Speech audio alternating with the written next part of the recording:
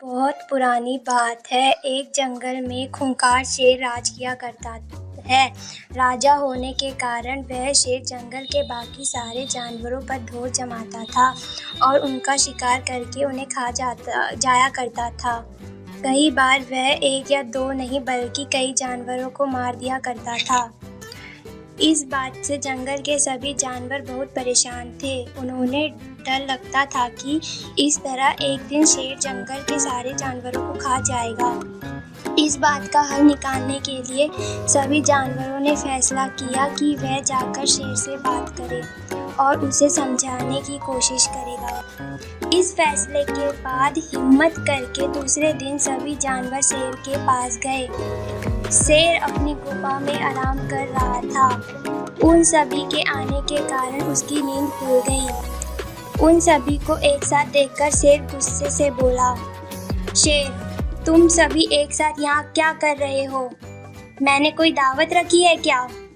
इस बात पर जानवर दल का सरदार बोला, महाराज, हम सभी यहाँ आपसे एक विनती करने आए हैं।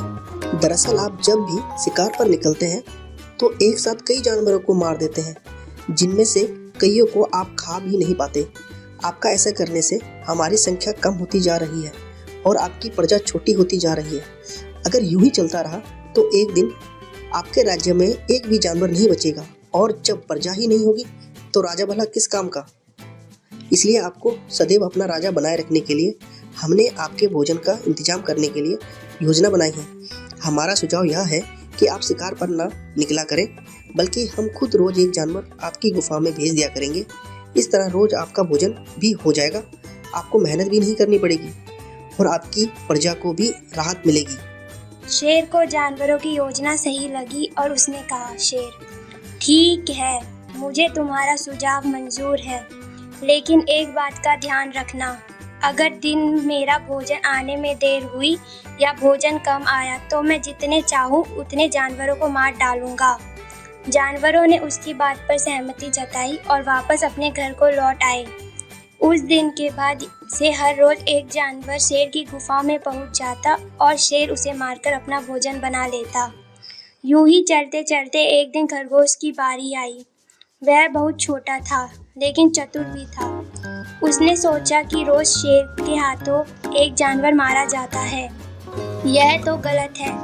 इस परेशानी का समाधान करने के लिए कोई चाल चलनी पड़ेगी। तभी उसके दिमाग में एक आइडिया आया।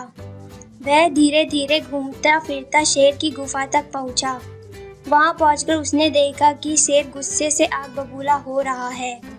शेर ने जैसे ही खरगोश को देखा उसका गुस्सा बढ़ गया और वह दहाड़ कर बोला, तुम जरा से खरगोश मेरा पेट भरने आए हो और ऊपर से इतनी देरी से आए हो।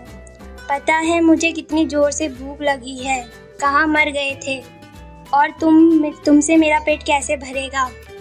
शेर को तिलमिला हुआ देख खरगोश बोला, महाराज, मैं आपकी सेवा में अकेला नहीं आ रहा था, बल्कि मेरे साथ मेरे 5 साथी और भी थे।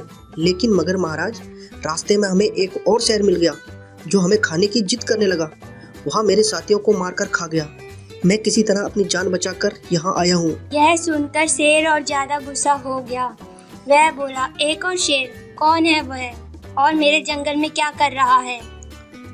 खरगोश ने कहा, महाराज, वह बहुत बड़ा शेर है और जब मैंने उससे कहा कि तुम हमारे महाराज का भोजन खा रहे हो तो वह बोला, आज से मैं तुम्हारा महाराज हूँ और मेरे अलावा इस जंगल में कोई और शेर नहीं रह सकता। मैं सबको मार डालूंगा। फिर आपको लड़ाई के लिए ललकारने के लिए उसने मुझे यहाँ भेजा है। अच्छा, ऐसी बात है तो मैं भी तो देखूं कि ये कौन शेर है जो मेरे जंगल में आकर मुझे ही ललकार रहा है। ले चलो मुझे उसके पास। शेर ने गरजराकर बोला और खरगोश के साथ चल दिया। खरगोश उसे जंगल के बीच मौजूद एक कुएं के पास ले गया और बोला, महाराज, वो इस गड्ढे के नीचे गुफा में रहता है। आपको आता देखकर शायद वहाँ अंदर घुस गया है। दूसरे शेर को देखने के लिए जैसे ही शेर ने कुएं में झांका तो उसने अपनी परछाई दिखी और उसने समझा कि वह दूसरा शेर है। इसके बाद उसने दूसरे शेर को ललकारने के लिए जब दहाड़ मारी तो उसी की दहाड़ गूंजकर उसे सुनाई दी, लेकिन उसे लगा कि वह दूसरे शेर भी उसे ललकार रहा है। बस इतने में शेर को गुस्सा आया और उसने कुएं में छलांग लगा दी। छलांग लगाते ही शेर कुएं की दीवार से टकराया और पानी में गिरकर मर गया। यह खबर सब जंगल के बाकी जानवरों को मिली तो सारे बहुत खुश हुए और खरगोश की जय जयकार करने लगे। तो इस कहानी से हमें यह सीख मिलती है कि मुश्किल से मुश्किल परिस्थिति में भी दिमाग शांत रखना चाहिए। हर कठिनाई को आसानी से सुलझाया जा सकता है।